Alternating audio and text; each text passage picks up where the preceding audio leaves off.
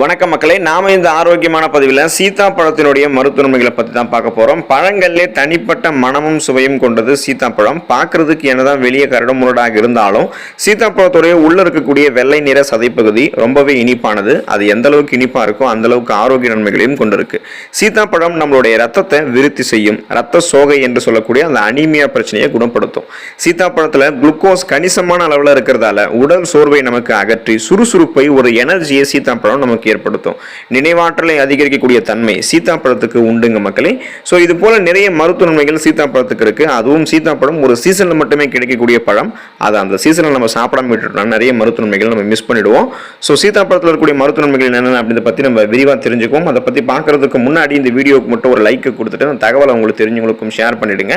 இது அவங்களுக்கும் பயனுள்ளதாக இருக்கக்கூடிய ஒரு ஆரோக்கியமான பதிவு தான். இது போன்ற அப்டேட்ஸ்கள் நீங்கள் தொடர்ந்து பார்க்கறதுக்கு நம்மளுடைய ஹெல்த் நியூஸ் தமிழ் சேனலை சப்ஸ்கிரைப் பண்ணி வச்சுக்கோங்க.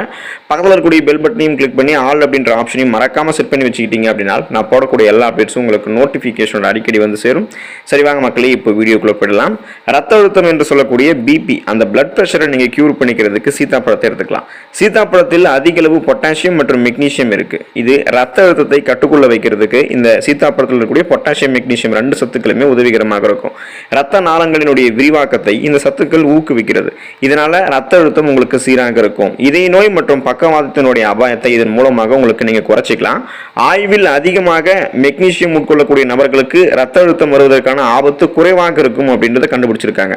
உங்களுக்கு ஹை பிபியாக இருந்தாலும் சரி, லோ பிபியாக இருந்தாலும் சரி, அதாவது உயர் ரத்த அழுத்தம், குறை ரத்த அழுத்தம், எந்த பிரச்சனையாக இருந்தாலும் அனைவருமே சீத்தாப்பழத்தை எடுத்துக்கொள்ளலாம். அந்த ப்ராப்ளத்தை சீத்தாப்பழம் கியூர் பண்ணும். செரிமானத்திற்கு உதவிகரமாக இருக்கும் சீத்தாப்பழம். ஒரு கப் அளவில் இருக்கக்கூடிய சீத்தாப்பழத்தினுடைய விழுதுல 5 கிராம் அளவுக்கு ஃபைபர் என்று சொல்லக்கூடிய நார் சத்து இருக்கு. சீத்தாப்பழத்துல ஃபைபரும் தாமிர சத்தும் இருக்கிறதால உங்களுக்கு செரிமானத்திற்கு இது உதவிகரமாக இருக்கும். இதனால மலச்சிக்கல் சம்பந்தமான உங்களுக்கு இந்த செரிமானம் சம்பந்தமான பிரச்சனைகள்லாம் வராமல் நீங்க தடுத்துக்கலாம். இது உங்களுடைய குடல் இயக்கத்தை சீராக்கி உங்களுடைய குடலில் இருக்கக்கூடிய நல்ல பாக்டீரியாக்களை மேம்படுத்தும். சீத்தாப்பழம் இதனால ஜீரண சக்தியை அதிகரிக்கிறதால பித்தம், வாந்தி, பேதி, தலை சுற்றல் போன்றவற்றையும் நீங்க குணப்படுத்திக்கலாம். ஸோ செரிமானம் உங்களுக்கு ஆரோக்கியமாக இருக்கிறதுக்கு, நலமோட செரிமானத்தை நீங்க வைத்துக் கொள்வதற்கு சீத்தாப்பழத்தை எடுத்துக்கலாம். மன அழுத்தத்தை கட்டுப்படுத்தும் சீத்தாப்பழம்.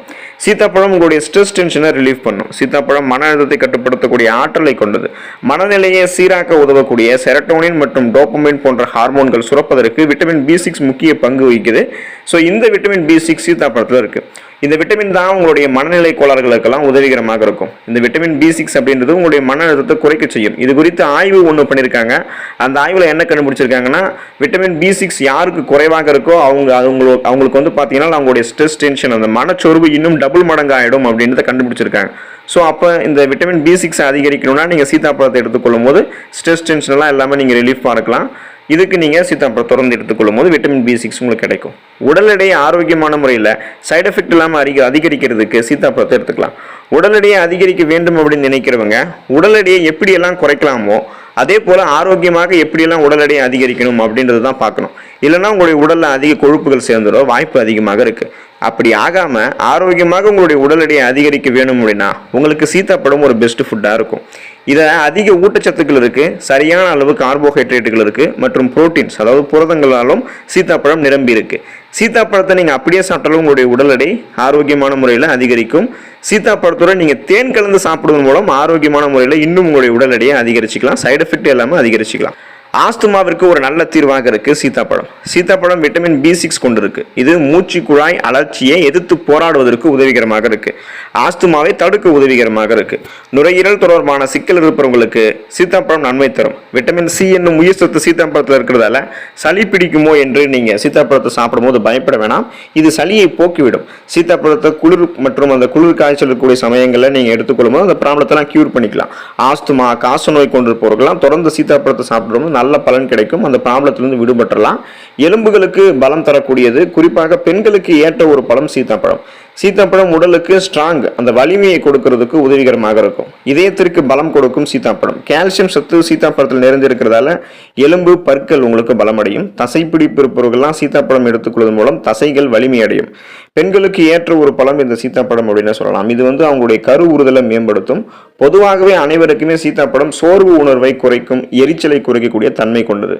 அனைவருக்குமே மூளையினுடைய ஆரோக்கியத்தை மேம்படுத்தக்கூடியது சீத்தாப்பழம். ஸோ எதையுமே நீங்கள் எளிதில் கற்றுக்கொள்ளக்கூடிய திறன், கூர்மையான புத்தி போன்றவற்றை பெறுவீங்க. மூளையினுடைய ஆரோக்கியத்தை நீங்கள் சீத்தாப்பழத்தை எடுத்துக்கொள்ளும் போது அதிகரிச்சுக்கலாம். கண் பார்வையை மேம்படுத்தும் சீத்தாப்பழம். கண்கள் சார்ந்த பலவிதமான பிரச்சனைகளான கண் பார்வை மங்குறது, கண்களிலிருந்து நீர் வடிகிறது, நாள்பட்ட தலைவலி, மாலைக்கண் நோய் போன்ற பலவிதமான கண்கள் சார்ந்த பிரச்சனைகளை நீங்கள் குணப்படுத்தி கண் பார்வையை கூர்மையாக வைத்துக்கொண்டு கண்கள் சார்ந்த பலவிதமான பிரச்சனைகளை குணப்படுத்தி வராமல் தடுக்க சீத்தாப்பழத்தை உங்களுடைய உணவுகளை நீங்கள் சேர்த்துக்கலாம். சுகர் பேஷண்ட்ஸ் வந்து சீத்தாப்பழத்தை எடுத்துக்கலாமா வேணாமா அப்படின்னு சொல்லக்கூடிய ஒரு பெரும் விவாதம் இருக்குது. நீரிழிவுக்கு நல்லதா சீத்தாப்பழம் அப்படின்னு பல பேர் சொல்கிறாங்க. நீரிழிவு நோயாளிகள் சீத்தாப்பழம் சாப்பிடலாமா அப்படின்றது குறித்த பலருக்கும் சந்தேகம் இருக்குது. சீத்தாப்பழத்தில் குளுக்கோஸ் மற்றும் ஃப்ரக்டோஸ் அப்படின்னு சொல்லக்கூடிய சத்துக்கள் இருந்திருக்கிறதால இதை சாப்பிட்ட உடனேயே நம்மளுடைய ரத்தத்தில் சர்க்கரையினுடைய அளவு அதிகரிச்சிருமோ அப்படின்னு ஒரு பிரிவினர் வந்து சொல்கிறாங்க. ஒரு சிலர் சீத்தாப்பழத்தில் வந்து கிளைசெமிக் குறியீடு 54 தான் இருக்குது, அதனால இது சுகர் பேஷண்ட்ஸ் வந்து சாப்பிடலாம், நல்ல பழம் அப்படின்னு சொல்றாங்க. இந்த கிளைசெமிக் குறியீடுனா என்னன்னு கேட்டீங்கன்னா, ஒரு உணவுகளை சுகர் பேஷண்ட்ஸ் எடுத்துக்கொள்ளும் போது அது அவங்களுடைய பிளட்ல எந்த அளவுக்கு சுகரோடைய அளவை கண்ட்ரோல் பண்ணுது, எந்த அளவுக்கு சுகரோடைய அளவை வந்து குறைக்குது, அதிகப்படுத்துது அப்படின்றது அர்த்தம். லோ கிளைசெமிக் குறியீடு 54 அப்படின்றத சீத்தாப்பழம் கொண்டு இருக்கிறதால இந்த சுகர் பேஷண்ட்ஸ் எடுத்துக்கலாம். 54ன்ற குறியீடுக்கு மேலே தான் அதிகமாக இருக்கக்கூடிய உணவுகளை தான் சுகர் பேஷண்ட்ஸ் வந்து எடுத்துக்க கூடாது. இப்போ வந்து உங்களுக்கு வந்து 55 லோ கிளைசெமிக் குறியீடு அல்லது அதற்கும் குறைவான உணவுகளை தான் சுகர் பேஷண்ட்ஸ் வந்து பரிந்துரைக்கிறதால 54 குறியீடு கொண்டக்கூடிய சீத்தாப்பழத்தை எடுத்துக்கலாம் அப்படின்றத மருத்துவ நிபுணர்கள் குறிப்பிடுறாங்க. இப்போ நீங்கள் அந்த சீத்தாப்பழத்தை எடுத்துக்கொள்ளும் போது இதில் இருக்கக்கூடிய ஃபைபர் உங்களுக்கு இருக்கக்கூடிய அந்த ரத்த சர்க்கரையினுடைய அளவை உறிஞ்சுவதை மெதுவாக்கும் அப்படின்னு சொல்றாங்க. ஸோ சுகர் பேஷண்ட்ஸ், நீங்கள் வந்து சுகர் பேஷண்ட்ஸாக இருந்து கண்டிப்பாக உங்களுக்கு இந்த சீத்தாப்பழத்தை எடுத்துக்கொள்ளணும் அப்படின்ற ஒரு ஆசை இருந்துச்சு அப்படின்னா நீங்கள் வந்து பிளட்ல உங்களுடைய சுகரோட அளவு எப்படி இருக்கு, எந்த லெவலில் இருக்கு அப்படின்றத செக் பண்ணிட்டு உங்களுடைய மருத்துவரினுடைய பரிந்துரையின்படி நீங்கள் எடுத்துக்கொள்வதும் நல்லது தான்.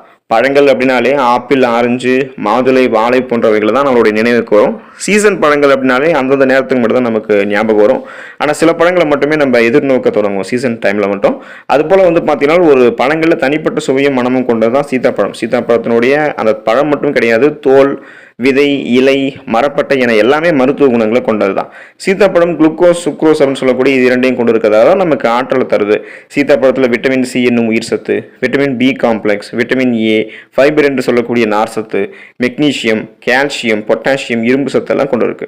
புரோட்டீன் என்று சொல்லக்கூடிய புரதச்சத்து, தாது பொருட்கள், இனிப்பு சத்து, கொழுப்பு சத்து எல்லாமே கொண்டு இருக்கு. ஸோ இதில் சீத்தாப்பழத்தில் இருக்கக்கூடிய தாது பொருட்கள் நம்மளுடைய உடலில் இருக்கக்கூடிய எலும்புகளுக்கும் தசைகளுக்கும் வலிமை கொடுக்கும், இதயத்திற்கும் வலு சேர்க்கும். நம்மளுடைய உடலில் இருக்கக்கூடிய திசுக்களுக்கெல்லாம் பாதிப்பு தரக்கூடிய நச்சு பொருட்களை உடல்ல இருந்து வெளியேற்றுவதற்கு தேவையான ஆன்டி ஆக்சிடென்ட் எல்லாம் சீத்தாப்பழத்தில் இருக்கு. ஸோ நீங்கள் விட்டமின் சி என்னும் உயிர் சத்து உங்களுக்கு கிடைக்கிறதால தான் அந்த ஆன்டி ஆக்சிடென்ட் அதிகமாகும். அதுக்கு நீங்கள் சீத்தாப்பழத்தை எடுத்துக்கணும்.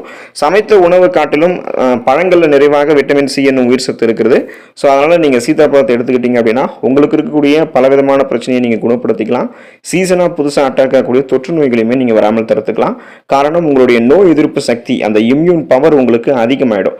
இம்யூன் பவர் இன்க்ரீஸ் பண்ணிக்கிட்டாலே நம்ம புது விதமாக நமக்கு வரக்கூடிய நோய்கள் எல்லாத்தையுமே நம்ம கண்ட்ரோல் பண்ணிக்கலாம். அந்த அளவுக்கு ஒரு தன்மையை சீத்தாப்பழம் நமக்கு கொடுக்கும். அதுக்கு காரணம் சீத்தாப்பழத்தில் இருக்கக்கூடிய விட்டமின் சி என்னும் உயிர் சத்து. நீங்கள் தொடர்ந்து சீசனில் சீத்தாப்பழம் கிடைக்குது அப்படின்றதுக்காக அதிகமாக எடுத்துக்காதீங்க. அது உங்களுக்கு சைடு எஃபெக்ட் விளைவிக்கும். குறைவான அளவு அல்லது உங்களுக்கு போதுமான அளவு நீங்கள் எடுத்துக்கொள்வது நல்லது தான். அதை நீங்கள் சாப்பிட்டாலே அதில் இருக்கக்கூடிய பண்புகள், மருத்துவ நலன்கள் உங்களுக்கு கிடைக்க ஆரம்பிக்கும். ஸோ சீத்தாப்பழத்தை அளவோடு சாப்பிட்டு அதில் இருக்கக்கூடிய நிறைய ஆரோக்கியமான மருத்துவமைகளை பெற்று நலமோடு வாழுங்க. அடுத்த ஆரோக்கியமான பதிவில் மறக்காமல் சந்திப்போம். நன்றி மக்களே.